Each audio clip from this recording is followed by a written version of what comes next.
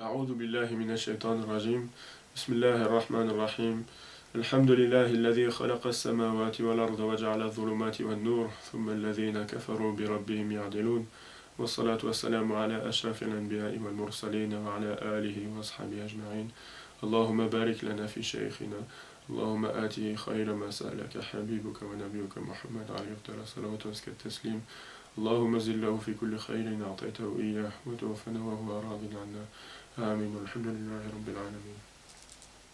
Poursuivant et terminant, Inch'Allah, ce chapitre de la Hadra, Sayyiduna Sheikh, dans son livre, radiallahu anhu, a ramené l'histoire la fameuse histoire de ce tronc de palmier qui se trouvait dans la mosquée du prophète sallallahu alayhi wa sallam et qui s'est mis un jour à pleurer par désir profond pour le messager d'Allah sallallahu alayhi wa sallam. Et donc cette histoire est rapportée entre autres par Al-Qadi Iyad dans son livre Ash-Shifa, et donc qui dit, en rapportant le propos de Sayyiduna Jabir ibn Abdillah radiallahu anhu, qui a dit que la mosquée du prophète sallallahu alayhi wa sallam était bâtie sur des troncs de palmiers, et le prophète sallallahu alayhi wa sallam avait l'habitude, quand il donnait un sermon qui se levait au milieu des gens, de se placer sur l'un de ces troncs de palmiers, un tronc en particulier. Et un jour, les compagnons se sont réunis et lui ont construit un minbar sur lequel il pouvait se tenir pour s'adresser aux gens. Et ce jour où le minbar a été rapporté dans la mosquée, le tronc s'est mis à pleurer, et ils disent, en rapportant cette histoire, qu'il a pleuré aussi fort que le percepteur de la zakat, que le cri du percepteur de la zakat. Et selon Sayyiduna Anas, il a dit que son cri était tellement fort que la mosquée elle-même s'est mise à trembler. Et beaucoup de gens présents, en entendant ça et en voyant cette scène, se sont mis à pleurer.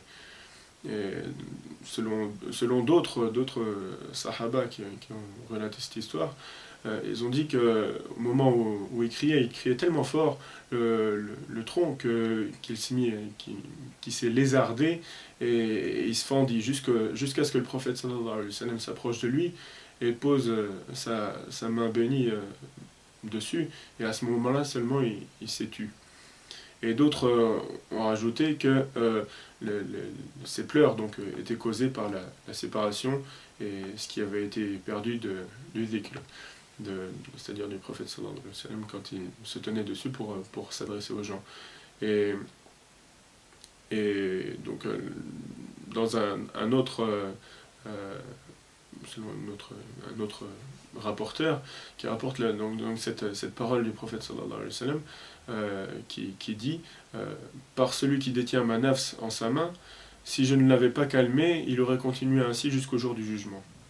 Ceci à cause de la tristesse causée par la séparation du prophète sallallahu alayhi wa sallam, qui demanda donc à ce qu'on enterre le tronc de palmier sous le minbar. Et dans une autre version, ce tronc a été placé sur le toit de la mosquée. Et quand cette mosquée fut détruite, reconstruite, Sayyiduna Ubay radiallahu anhu a pris ce tronc de palmier et l'a gardé chez lui jusqu'à ce que la terre le décompose et le fasse retourner à la poussière. Et selon l'Isfara'i, qui a dit que le prophète sallallahu alayhi wa sallam, en entendant le palmier pleurer, l'a appelé, et à ce moment-là le tronc s'est mis à bouger et est venu directement à lui. Et à ce moment-là le prophète sallallahu alayhi wa sallam l'a touché et il s'est calmé et lui a dit de retourner à sa place. Subhanallah. Et dans le hadith de Al-Barida, le prophète sallallahu alayhi wa sallam a dit, s'adressant au palmier, il lui a donné deux solutions en fait.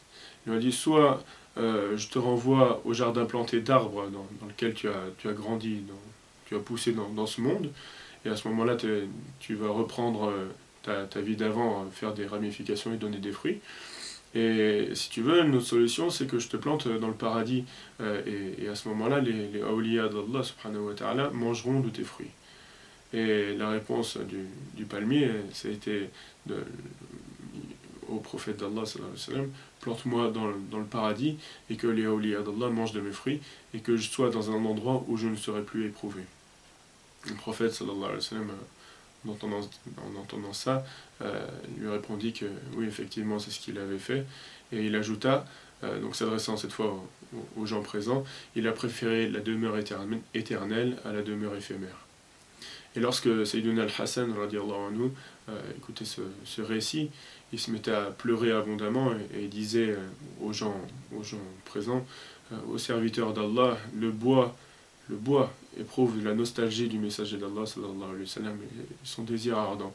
Et vous, hommes, vous êtes plus à même encore de désirer ardemment le rencontrer.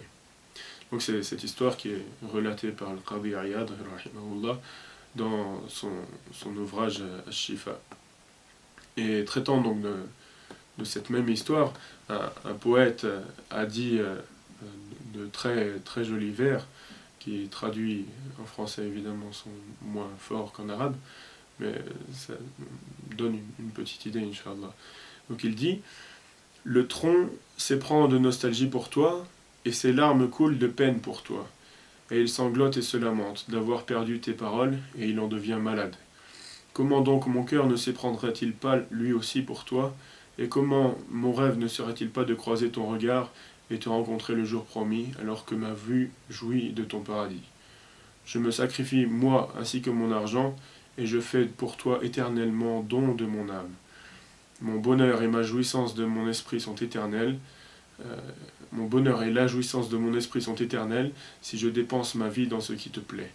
Bien-aimé de mon cœur, pardon, ne m'en veux pas, car mon amour n'a pas sa place dans ton ciel. Mes péchés me maintiennent et m'empêchent de m'élever, et j'aspire à me rapprocher de ton élèvement. Peut-être que mon amour élèvera mon âme et renouera ce qui, en ta passion, fut séparé. Radiallahu anhu wa jazahu khayran jaza. Nas'alullah an yu'allimana ma yanfa'una wa an yanfa'na bima 'allamana. Subhana rabbika rabbil 'izzati amma yasifun wa salamun 'alal mursalin walhamdulillahi rabbil 'alamin.